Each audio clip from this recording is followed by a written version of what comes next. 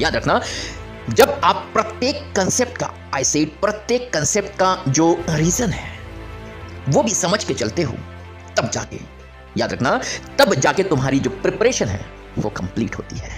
और याद रखें कि साइंस के अंदर यदि हम बात करें तो प्रत्येक चीज के पीछे एक तगड़ा रीजन है, एक स्ट्रॉन्ग रीजन खड़ा है, सॉलिड रीजन खड़ा है हर चीज के पीछे।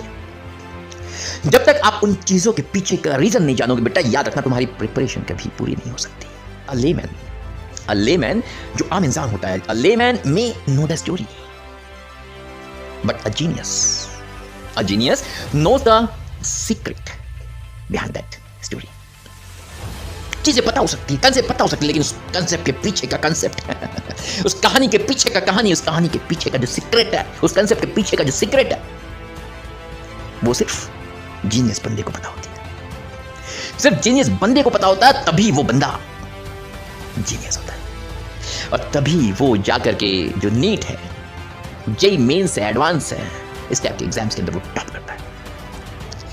इस टाइप के एग्जाम्स के अंदर वो टॉप करता है। गुरु मंत्र को याद रखना कि किसी भी चीज को सीखो, उसके पीछे का रीजन जरूर जानने की कोशिश करो।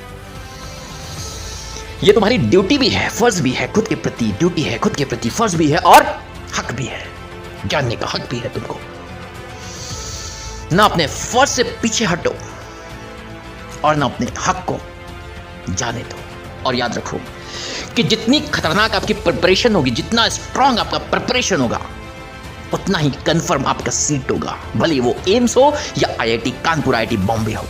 याद रखना, तुम्हारे अंदर पूरी की पूरी काबिलियत है, इस काबिलियत को बाहर लाओ, मेहनत करो, अपने आप को तैयार करो, फिर देखो कोई रोक नहीं सकता। मजाल नहीं तुम्हारी सिलेक्शन रुक जाए।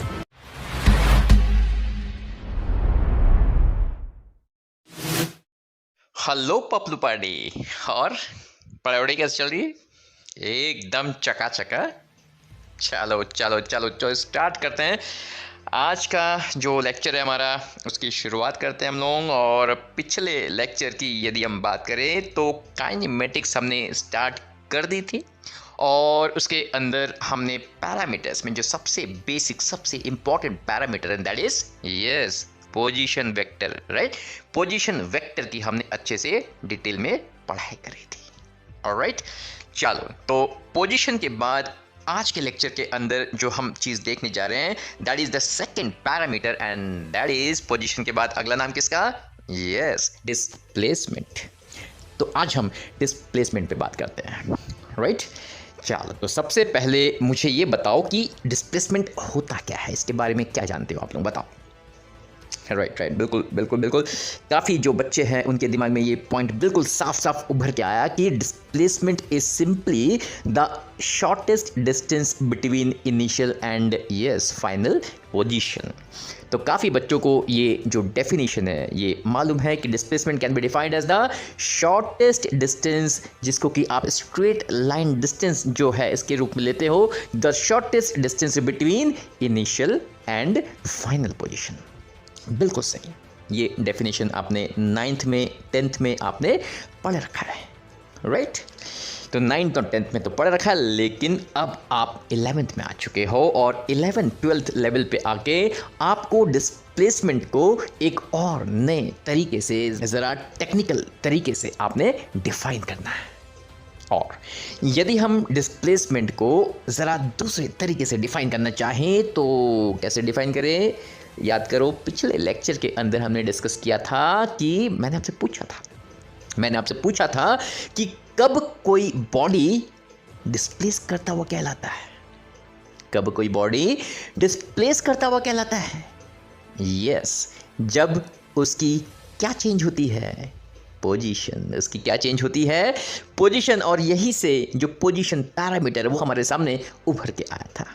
ऑलराइट, तो बिल्कुल उसी चीज़ को ध्यान में रखते हुए, उसी तर्ज पे यदि हम बात करें तो डिस्प्लेसमेंट, कोई बॉडी डिस्प्लेस होता हुआ तब कहलाएगा जब उसकी पोजीशन चेंज होगी। यानी कि डिस्प्लेसमेंट को हम एक और तरीके से डिफाइन कर सकते हैं, और वो होगा कि displacement can be defined as the yes change in the position vector.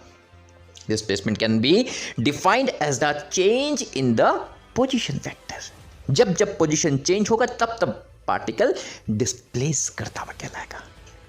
ठीक, तो इस चीज़ को समझते हुए हम एक नए डेफिनेशन को अपने कॉपी में लिख सकते हैं कि displacement can be defined as the change in the position vector. Very nice. तो ये दूसरा डेफिनेशन, पहला डेफिनेशन क्या था वो भी चाहो तो लिख लो अपनी अपनी कॉपीज के अंदर कि displacement can be defined as the shortest distance between initial and final position. और जो दूसरा डेफिनेशन हमारे सामने आया that is displacement can be defined as the change in the position vector. Change in the position vector यानी कि final position minus initial position. आप चाहो तो अपनी कॉपी में लिख सकते हो कि डिस्प्लेसमेंट, जिसको कि हम यूजुअली डेल्टा एक्स से भी डिनोट कर सकते हैं, उसको हम लिख सकते हैं x final minus X initial. Change हमेशा कैसा होता है बेटा? फाइनल माइनस इनिशियल, कभी भी इनिशियल माइनस फाइनल नहीं ना, हमेशा लाइफ टाइम के लिए फाइनल माइनस इनिशियल। तो जो डिस्प्लेसमेंट है उसको आप इस तरीके से लिख सकते हो कि delta X equal to X final minus X initial. Exactly. तो अब डिस्प्लेसमेंट के बारे में हमने डिफाइन तो कर लिया, डिस्प्लेसमेंट को डिफाइन तो कर लिया, अब उसके बारे में कुछ और चंद पॉइंट्स हम लोग देख लेते हैं। राइट, जो पिछले क्लास के अंदर हमने देखा था, पिछले सेशन के अंदर हमने देखा था कि पोजीशन वेक्टर है, स्केलर है, बात करी थी। पॉजिटिव नेगेटिव हो सकती है कि नहीं, बात करी थी। इंक्रीज डिक्रीज हो सकता है कि नहीं, बात करी थी। बिल्कुल उसी तरीके से डिस्प्लेसमेंट के बारे में भी उन्हीं चंद पॉइंट्स को फिर से हम लोग डिस्कस करेंगे कि डिस्प्लेसमेंट स्केलर है कि वेक्टर है तो उसकी डायरेक्शन क्या है, ब्ला ब्ला, ये सारी चीज़ें अपन डिस्कस करेंगे। राइट, तो सबसे पहले मुझे बताओ कि डिस्प्लेसमेंट स्केलर है कि वेक्टर है। यस, काफ़ी ज़्यादा बच्चों को ये मालूम है और वो बता भी रहे हैं कि डिस्प्लेसमेंट क्या है। Yes, displacement is always a vector quantity. Displacement एक वेक्टर क्वांटिटी। बिल्कुल, तो आप जो पहला पॉइंट आप अपनी कॉपी में लिख लोगे डिस्प्लेसमेंट के बारे में, वो ये है कि displacement is a vector quantity. बिल्कुल। देखो, डिस्प्लेसमेंट की अगर हम डेफिनेशन की बात करें तो जो डेफिनेशन आज हमने देखा उसके अंदर हमने ये देखा कि displacement can be defined as a change in position vector.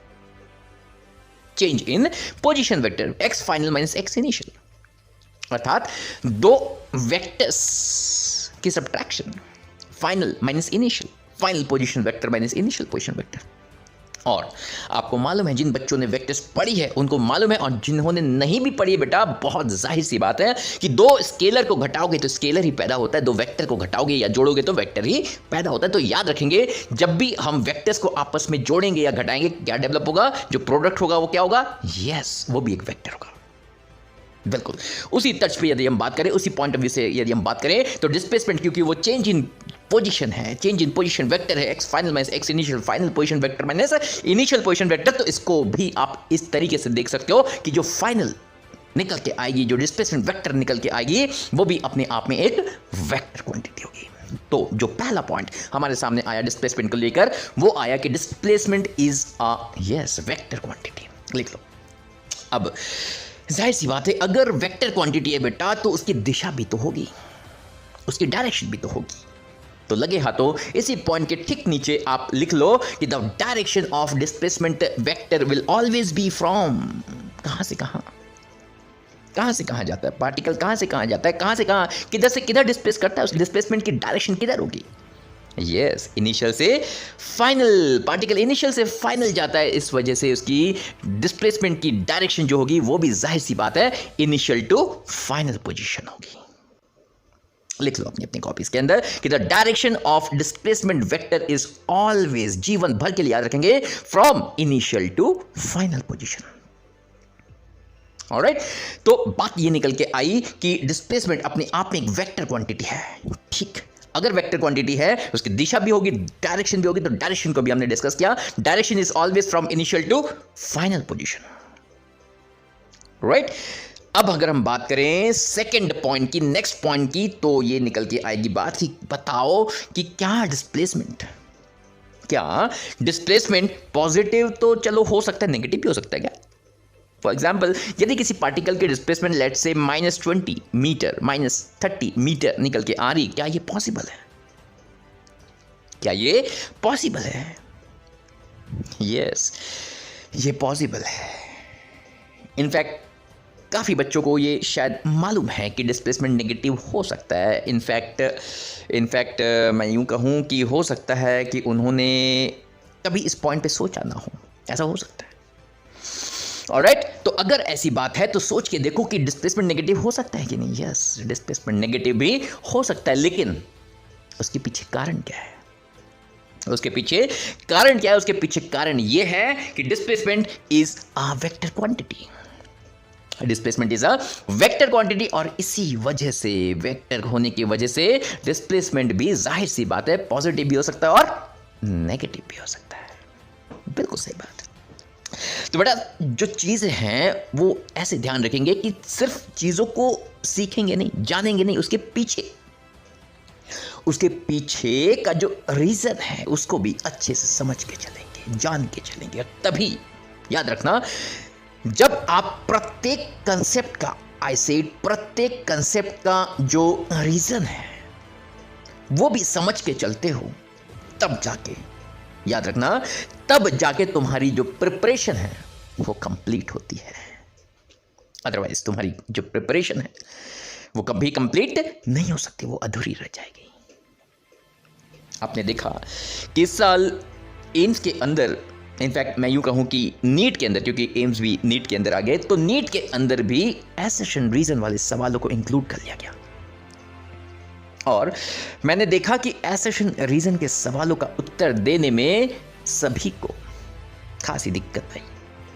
In fact assertion reason होते भी ऐसे सवाल है जो कि बहुत परेशान करते हैं, स्टूडेंट्स को तो खास तौर पे बहुत परेशान करते हैं। यूं देखा गया है कि बच्चों की जो दुखती रग होती है ना एम्स के अंदर, इससे पहले एम्स का पेपर अलग हुआ करता था जब, तो एम्स के एग्जाम के अंदर जो बच्चों की दुखती रग होती थी बेटा, वो कौन सी होती थी मालूम है? वो होती थी एसेशन रीजन। एसेशन रीजन होती थी उनकी दुखती रग। क्यों?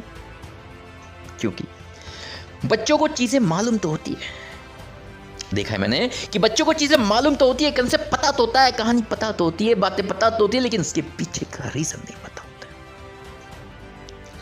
उसके पीछे का रीजन नहीं पता होता है। और याद रखें कि साइंस के अंदर यदि हम बात करें तो प्रत्येक चीज के पीछे एक तगड़ा रीजन है, एक स्ट्रॉन्ग रीजन खड़ा है, सॉलिड रीजन खड़ा है हर चीज के पीछे। जब तक आप उन चीजों के पीछे का रीजन नहीं जानोगे बेटा, याद रखना तुम्हारी प्रिपरेशन कभी पूरी नहीं हो सकती, कभी भी तुम्हारी जो सिलेक्शन है वो एंश्योर नहीं हो सकती। राइट? तो इसलिए मैं हमेशा से कहता भी हूं बच्चों को, और एक स्टेटमेंट भी बच्चों में काफी फेमस है कि अ लेमैन जो आम इंसान होता है, a layman may know the story but a genius knows the secret behind that story. Alright? तो किसी आम इंसान की अगर बात करें तो कहानी उसको पता हो सकती है, कोई दिक्कत नहीं है, इसमें कोई बड़ी बात नहीं है। चीजें पता हो सकती है, कंसेप्ट पता हो सकती है, लेकिन उस कंसेप्ट के पीछे का कंसेप्ट उस कहानी के पीछे का कहानी, उस कहानी के पीछे का जो सीक्रेट है, उस कंसेप्ट के पीछे का जो सीक्रेट है, वो सिर्फ जीनियस बंदे को पता होती है। सिर्फ जीनियस बंदे को पता होता है, तभी वो बंदा जीनियस होता है, तभी वो बंदा जीनियस होता है। याद रखना इस बात को, ठीक है? और तभी वो जाकर के जो नीट है, जेई मेंस है, एडवांस है, इस टाइप के एग्जाम्स के अंदर वो टॉप करता है। इस टाइप के एग्जाम्स के अंदर वो टॉप करता है। तब कर पाता है जब उसको अंदर की सारी कहानी पता हो, अंदर की सारी कहानी पता हो। तो इसलिए एक गुरु मंत्र दे रहा हूं आप लोगों को, उस गुरु मंत्र को याद रखना कि किसी भी चीज को सीखो, उसके पीछे का रीजन जरूर जानने की कोशिश करो। ये तुम्हारी ड्यूटी भी है, फर्ज भी है, खुद के प्रति ड्यूटी है, खुद के प्रति फर्ज भी है, और हक भी है, जानने का हक भी है तुमको। तुम टीचर से रिक्वेस्ट कर सकते हो कि सर, मैम, प्लीज इसके पीछे इसका जो कारण है प्लीज बता दो, समझ नहीं आया मुझे, ऐसा क्यों है। सीधे सीधे एक्सेप्ट मत कर लो। कुछ चीजें होती है नॉलेज बेस्ड, इंफॉर्मेशन बेस्ड, वो तो चलो याद कर लिया अपन ने, किसका नाम क्या है क्या, लेकिन उसके पीछे का रीजन, अगर कोई आपको लाइक कोई प्रोसेस आप देख रहे हो बायो के अंदर, केमिस्ट्री के अंदर, फिजिक्स के अंदर, कोई प्रोसेस होता हुआ देख रहे हो, कोई कोई कोई कोई कोई कोई कोई घटना घटता हुआ देख रहे हो, तो उसके पीछे का जो रीजन है उसको जानने की कोशिश करो, उसको जानने की कोशिश करो। जैसे छोटा सा एग्जांपल तुम्हारे सामने देखो, ये जो डिस्प्लेसमेंट है इसके बारे में मैंने लिखा, it can be positive as well as negative. क्यों, व्हाई? हर चीज के पीछे एक व्हाई जरूर होता है बेटा। इससे पहले वाला भी जो पॉइंट है देखो, it is a vector quantity. Why? ऐसा नहीं कि ये पैदाइशी वेक्टर था, नहीं, भगवान ने कह दिया वेक्टर नहीं, that is not the reason. इसके पीछे रीजन ये है कि displacement is the change in position vector. दो वेक्टर्स में चेंज फाइनल पोजीशन में से इनिशियल पोजीशन है, तब जाके जरूरी तौर पे ये भी क्या डेवलप होगा, वेक्टर के रूप में डेवलप होगा। तो हर चीज के पीछे रीजन, ये तो छोटा सा मैंने एक नमूना बताया आपको। तो पूरे पढ़ाई के अंदर बहुत लंबी पढ़ाई आपके सामने बेटा, नीट की आप एग्जाम दोगे, जेई मेंस एडवांस का एग्जाम दोगे, बहुत लंबी पढ़ाई आपके सामने, इंजीनियरिंग डॉक्टरी की बहुत लंबी पढ़ाई। उसके अंदर याद रखें, जो भी चीज आप पढ़ो उसके पीछे का रीजन भी जानने की पूरी कोशिश करो, उसके पीछे का रीजन भी जानने की पूरी कोशिश करो, क्योंकि ये तुम्हारा, याद रखना, ये तुम्हारा फर्ज भी है और तुम्हारा हक भी है। किसी भी चीज के पीछे का, किसी भी कंसेप्ट के पीछे का रीजन जानना, ये तुम्हारा फर्ज भी है और तुम्हारा हक भी। ना अपने फर्ज से पीछे हटो और ना अपने हक को जाने दो, दोनों का ध्यान रखो, ठीक? तो तभी जाके तुम्हारी जो प्रिपरेशन है, वर्ल्ड लेवल, क्लास लेवल की जो प्रिपरेशन, वो निकल जाएगी। और याद रखो कि जितनी खतरनाक आपकी प्रिपरेशन होगी, जितना स्ट्रांग आपका प्रिपरेशन होगा, उतना ही कंफर्म आपका सीट होगा, भले वो एम्स हो या आईआईटी कानपुर, आईआईटी बॉम्बे हो। याद रखना, छोटी मोटी हम बातें नहीं कर रहे, ठीक? छोटी मोटी हम बातें नहीं कर रहे, छोटे मोटे कॉलेज की बातें नहीं कर रहे। तुम्हारे अंदर पूरी की पूरी काबिलियत है, उस काबिलियत को बाहर लाओ, मेहनत करो, अपने आप को तैयार करो, फिर देखो कोई रोक नहीं सकता, मजाल नहीं तुम्हारी सिलेक्शन रुक जाए। ठीक है बेटा, चलो आज के लिए तो इतना ही क्या कह सकता हूँ मैं, भाषण इतने काफ़ी है। अब आते हैं पढ़ाई पे आते हैं, और देखो अगला जो पॉइंट है वो क्या है डिस्प्लेसमेंट। तो डिस्प्लेसमेंट के अंदर जो अगला पॉइंट हमारे सामने आया, वो आया पॉजिटिव नेगेटिव का। उसके पीछे रीजन क्या है? वेक्टर। दुनिया का कोई भी वेक्टर पॉजिटिव भी हो सकता है, नेगेटिव भी हो सकता है, और आप सबको मालूम है कि जो नेगेटिव साइन है वो क्या बताते हैं? यस, उसकी सिर्फ डायरेक्शन। जिन बच्चों ने वेक्टर्स पढ़ लिए, बहुत अच्छी बात है, उनको मालूम है कि the negative sign merely represents the direction. NCERT के अंदर लिखा हुआ ये लाइन। लेकिन जिन बच्चों को नहीं मालूम, उनको भी मैं बता देता हूं, हल्का सा बता देता हूं कि भाई किसी भी वेक्टर की अगर हम बात करें, वो पॉजिटिव भी हो सकता है और नेगेटिव भी हो सकता है। हालांकि लास्ट लेक्चर में मैंने बताया भी था, उसको भी एक बार देख लेना, उससे आपको समझ में आ जाएगा, ठीक? तो इसको याद रखेंगे कि क्योंकि डिस्प्लेसमेंट वेक्टर है, इसलिए वो पॉजिटिव भी हो सकता है और नेगेटिव भी हो सकता है। अगला पॉइंट, अगले पॉइंट की अगर हम बात करें, तो डिस्प्लेसमेंट बढ़ सकता है, घट सकता है। ऐसा हो सकता है क्या कि वो इंक्रीज करे और डिक्रीज भी कर सकता है? क्या कोई बॉडी ऐसा हो सकता है जिसकी डिस्प्लेसमेंट बढ़ भी सकती है और घट भी सकती है? यस, उसकी डिस्प्लेसमेंट बढ़ भी सकती है और घट भी सकती है। बहुत सिंपल सी बात है, अगर कोई बॉडी ओरिजिन से दूर जा रहा है, पहले वो x=5 पे रखा हुआ था, अब वो x=15 पे चला गया, फिर x=30 पे चला गया, x=35 पे चला गया, लगातार उसकी पोजीशन बढ़ती जा रही है, लगातार वो ओरिजिन से दूर जाता जा रहा है। यस, उसकी डिस्प्लेसमेंट बढ़ती जा रही है। डिस्प्लेसमेंट क्या है? इनिशियल से फाइनल। इनिशियली वो 5 पे था, फाइनली अभी वो 15 पे, 30 पे, 35 पे है।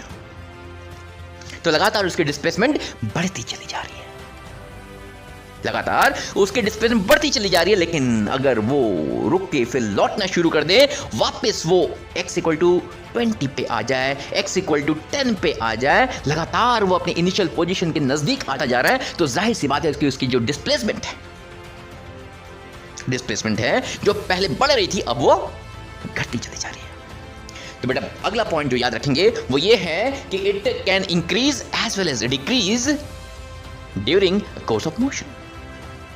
अब इसके अंदर बहुत ही इंपॉर्टेंट वर्ड मैंने यूज करी, during a course of motion. इसको बहुत अच्छे से पकड़ के चलेंगे, समझ के चलेंगे कि ये वर्ड क्यों लिखा, इस वर्ड का महत्व क्या है, इंपॉर्टेंस क्या है। देखो बेटा, एक बात याद रखना कि जो क्वेश्चंस, जो सवाल आपसे पूछे जाएंगे, उसके अंदर प्रत्येक सवाल के अंदर प्रत्येक शब्द का अपना अलग एक इंपॉर्टेंस होता है। एक एक वर्ड से जो सवाल है उसके मायने बदल जाते हैं। अगर मैं यहां पे कोर्स ऑफ मोशन के स्थान पे कोर्स ऑफ मोशन के स्थान पे कोर्स ऑफ टाइम दे दूं, कहानी बदल जाएगी। कहानी बदल जाएगी, पूरी की पूरी कहानी बदल जाएगी। अब आप पूछोगे सर कैसे? तो बेटा ऐसा है कि कोर्स ऑफ मोशन का मतलब है मोशन हो रहा है, सिंपल सी बात। मोशन हो रहा है, पार्टिकल चल रहा है, पार्टिकल मूव कर रहा है, पार्टिकल मोशन है। ये बता दिया गया, ये कंफर्म है कि मोशन हो रहा है। लेकिन अगर यहां पे कोर्स ऑफ टाइम लिख दिया जाए सिर्फ, तो इतना तो कंफर्म है कि टाइम चल रहा है, अर्थात घड़ी चल रही है। घड़ी चल रही है, घड़ी के कांटे मोशन में, लेकिन पार्टिकल जो बॉडी है वो मोशन में है कि नहीं, ये कंफर्म नहीं है। ये कंफर्म नहीं है, राइट? तो अगर कोर्स ऑफ मोशन कहा जाता है बेटा, इसका मतलब ये कंफर्म हो जाता है कि पार्टिकल चल रहा है। लेकिन अगर कोर्स ऑफ टाइम कह दिया जाए तो ये असमंजस की स्थिति में हम लोग फंस जाएंगे कि हो सकता है पार्टिकल चल रहा हो या फिर नहीं चल रहा हो सकता है वो रेस्ट पे भी हो सकता है कि वो रेस्ट पे भी हो। तो ये कंफर्म नहीं कि मोशन हो रही है, कंफर्म नहीं कि बॉडी चल रही है। ऑलराइट, और ये मैं इसलिए आपको यहां पे समझा रहा हूं बेटा, क्योंकि जो जिन एग्जाम्स की आप तैयारी करने जा रहे हो, नीट की, जेई मेंस एडवांस की आप तैयारी करने जा रहे हो, उन एग्जाम्स के अंदर ऐसे सवाल आते हैं, ऐसे सवाल आते हैं जिसके अंदर आपसे ये कहा जाए कि which of the following are true, ऐसे करके एक सवाल डाल दिया जाए और नीचे 4 स्टेटमेंट, उनमें से आपको ये डिसाइड करना है, ये देखना होगा कि कौन सा सही है, कौन सा गलत है। अब सपोज एक सवाल ऐसा आ जाए और उसके अंदर एक स्टेटमेंट ये आ जाए कि it can increase as well as decrease, displacement can increase as well as decrease during a course of motion. दूसरा स्टेटमेंट ये आ जाए कि इट मस्ट इंक्रीज और decrease during course of time. अब यहां पे कोर्स ऑफ टाइम आ गया और वहां पे कैन की जगह मस्ट आ गया, इट मस्ट इंक्रीज और decrease during course of time. ये दूसरा स्टेटमेंट आ गया, तो क्या करोगे? ऑब्वियसली पहला स्टेटमेंट आप टिक करोगे, लेकिन दूसरा स्टेटमेंट क्यों गलत है ये भी तो मालूम होना चाहिए अपने को। पता चला वो more than one correct choice वाला सवाल आ गया, फिर क्या करोगे? दोनों करेक्ट हो जाए तब क्या करोगे? ऐसे सवाल सबसे ज्यादा घातक होते हैं, जिनके अंदर एक से ज्यादा आंसर्स सही होते हैं, ऑप्शन सही होते हैं। ऐसे सवाल तो सबसे अधिक घातक होते हैं, खतरनाक होते हैं। ऑलराइट, तो अगर ऐसा कोई स्टेटमेंट आपको दिया गया, इट मस्ट इंक्रीज और decrease during a course of time, तो ये अपने आप में गलत इसलिए हो जाएगा क्योंकि कोर्स ऑफ टाइम कहा गया। क्या पता कि बॉडी चल रही कि नहीं चल रही है, Who knows? बॉडी चल रही कि नहीं चल रही किसको पता? हो सकता है बॉडी रुकी हुई है, हो सकता है बॉडी रुकी हुई है, और अगर बॉडी रुकी हुई होगी, तो उसकी डिस्प्लेसमेंट ना बढ़ेगी और ना ही घटेगी रे, तो फिक्स रहेगी। 0 है तो 0, नॉन 0 व्हाटएवर, बहुत फिक्स रहेगी, ना बढ़ेगी ना घटेगी। तो अगर ये कह दिया जाए कि इट मस्ट इंक्रीज और decrease during a course of time, गलत हो जाएगा। जबकि अगर ये कहा जाए इट मस्ट इंक्रीज और decrease during a course of motion, सही है। सिर्फ एक वर्ड से पूरी कहानी बदल जा रही है, सिर्फ एक शब्द से पूरी कहानी बदल जा रही है।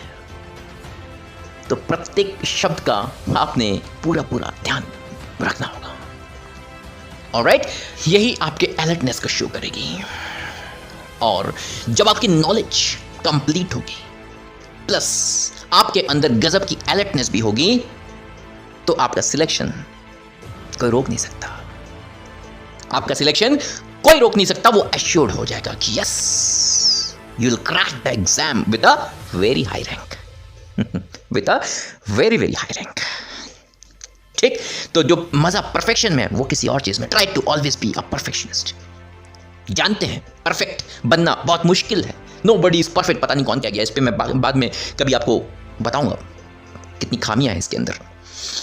क्योंकि इसी के वजह से, इसी स्टेटमेंट के वजह से हम लोग कहते हैं, गलती करते हैं, कहते हैं नोबडी इज परफेक्ट। यार नोबडी इज परफेक्ट, तो हमसे भी गलती हो रही, कौन सी बड़ी बात हो गई? गलत। माना कि नोबडी कैन बी परफेक्ट, माना कि परफेक्शन बहुत मुश्किल है, लेकिन परफेक्शन अचीव करने, परफेक्शन अटेन करने की कोशिश तो करनी चाहिए ना। परफेक्शन अटेन करने की कोशिश तो करनी चाहिए, राइट? तो इसी चीज को ध्यान में रखते हुए जो भी पढ़ाई करो, जहां भी पढ़ाई करो, फिजिक्स, केमिस्ट्री, बायो, व्हाटएवर, जितना हो सके परफेक्ट तरीके से चीजों को जानने की, पहचानने की, उनके बारे में स्टडी करने की कोशिश करो। डोंट टेक एनीथिंग लाइटली, किसी चीज को लाइटली मत लो। अगर आप इन चीजों को, अपने पढ़ाई को लाइटली लोगे, दुनिया आपको लाइटली लेने लग जाएगी, दुनिया आपको लाइटली लेने लग जाएगी। Never do this, okay? चलो, तो ये पॉइंट हमने डिस्कस कर ली कि यस, कि displacement can increase as well as decrease during a course of motion. ये बड़ा इंपॉर्टेंट था, course of time, course of motion, यहाँ पे बड़ा ध्यान रखेंगे, ठीक? तो ये पॉइंट आपने लिख लिया। During a course of motion displacement बढ़ भी सकता है और घट भी सकता है। चलो, खूब बातें कर लिया, बड़े मजे वाली बातें करी, अच्छा लगा होगा और चीजें समझ में आई होगी। तो इसके बाद हम आगे चढ़ते हैं। अब इतना तो समझ में आ गया। अब आगे बढ़ने से पहले एक काम करते हैं, एक और पॉइंट हम लोग लिख लेते हैं डिस्प्लेसमेंट के बारे में। याद रहे, बड़ी खूबसूरत बात है कि राउंड ट्रिप में सुना है कि डिस्प्लेसमेंट पार्टिकल की हमेशा यस जीरो होती है। लिख डालो, लिख डालो। During A round trip the displacement of a particle is always zero, always zero. अब वही बात आ गई, अगर मान लो आपके सामने सिंगल करेक्ट चॉइस वाले सवाल पड़े हैं और उसके अंदर एक ऑप्शन आपको यह भी दे दिया जाए कि during a round trip the displacement of a particle is always a null vector, is always a null vector, तो आप किसको टिक करोगे? यस, नल वेक्टर वाले को, ठीक है, बेस्ट ऑप्शन। अगर सिंगल चॉइस है तो बेटा अपने को कौन सा चूज करना है? Best option. जो बेस्ट ऑप्शन होगा उसे आपने टिक करना है। जीरो नहीं मारोगे, टिक नहीं करोगे जीरो के अंदर, आप क्या टिक करोगे? नल वेक्टर, ठीक है? तो जीरो, जो जब आप नोट्स बनाते हो तो आप ऐसा कर सकते हो, 0/नल वेक्टर करके आप लिख लो, तो ध्यान रहेगा। छोटी छोटी बातें बेटा, इन्हीं छोटी छोटी बातों में तो बड़ी बड़ी गलतियां हो जाती हैं। इन्हीं छोटी छोटी बातों में तो उन बड़े बड़े सवालों के राज छुपे हुए हैं। बताया था मैंने पिछले लेक्चर के अंदर कि इन छोटी छोटी बेसिक बातों को याद रखोगे, समझ के चलोगे, तब ये कंफर्म हो जाएगा, ये अश्योर हो जाएगा कि कोई सवाल, मजाल नहीं कोई सवाल आपसे अटक जाए। लेकिन वो कब? जब आप इन बेसिक चीजों को पूरी इज्जत के साथ, पूरे ऑनर के साथ इनको पढ़ते जाओगे, इनकी स्टडी करते जाओगे। आमतौर पे आपने देखा होगा कि इन सारी चीजों को यूजुअली हम लोग स्किप करते, बहुत तेजी से आगे बढ़ते हैं। काइनेमेटिक्स स्टार्ट हुआ कि नहीं, ऐसे equal D plus R square B equal D plus D, खत्म बात, 2-4 सवाल खत्म भाई। नो, शर्त है, मैंने पहले भी बताया था कि शर्त है कि जब भी कोई भी चीज पढ़ना स्टार्ट करोगे, शर्त है बेसिक से, धरती से। इनफैक्ट हम तो धरती के भी, यस बताया ना, धरती के भी नीचे से शुरू करेंगे, तभी जाके आप पहुंच पाओगे आसमान के भी ऊपर। याद है आप लोगों को, लास्ट लेक्चर में बताया था। तो इन सारी चीज़ों को याद रखो और आगे की पढ़ाई करते जाओ, बहुत ध्यान से, बहुत प्रेम से, बहुत खुशी खुशी इन सारी चीज़ों को पढ़ो, इनके बारे में जानो, पहचानो। और मेरी बात जो है वो याद रखो बेटा, पिछले 20-21 सालों से मैं देख रहा हूँ कि इन चीज़ों को जिन स्टूडेंट्स ने अपना लिया है, जिनका ये बेसिक स्ट्रॉन्ग है, जिन्होंने मेरी बातों को फॉलो किया, मजाल नहीं उनसे सवाल अटक जाए। भले कितना भी एवरेज, कितना भी बिलो एवरेज, कितना भी फेलियर बच्चा है, अगर इन चीज़ों को सीख के चलेगा, मजाल नहीं कोई सवाल अटक जाए उससे। एक एक चीज़ बताऊंगा बेटा, कैसे क्वेश्चन को क्रैक करना है, कैसे क्वेश्चन को समझना है, कैसे क्वेश्चन के अंदर अप्रोच लेना है, बहुत सारी चीज़ें हैं, सारी की सारी चीज़ें बताऊंगा मैं, लेकिन वक्त के साथ। लेकिन वक्त के साथ आगे बढ़ते जाएंगे। तो आज के लेक्चर के अंदर बेटा, आज के सेशन के अंदर इतना ही रखते हैं। जो डिस्प्लेसमेंट है वो हमने देख लिया, नेक्स्ट जो पैरामीटर है, डिस्टेंस ट्रैवल्ड वगैरह, वो हम लोग अगले सेशन में देखने जा रहे हैं। तो तब तक के लिए अपना ध्यान रखो, पढ़ाई करो, मस्त रहो, ठीक? चलो, तो तब तक के लिए बाय बाय।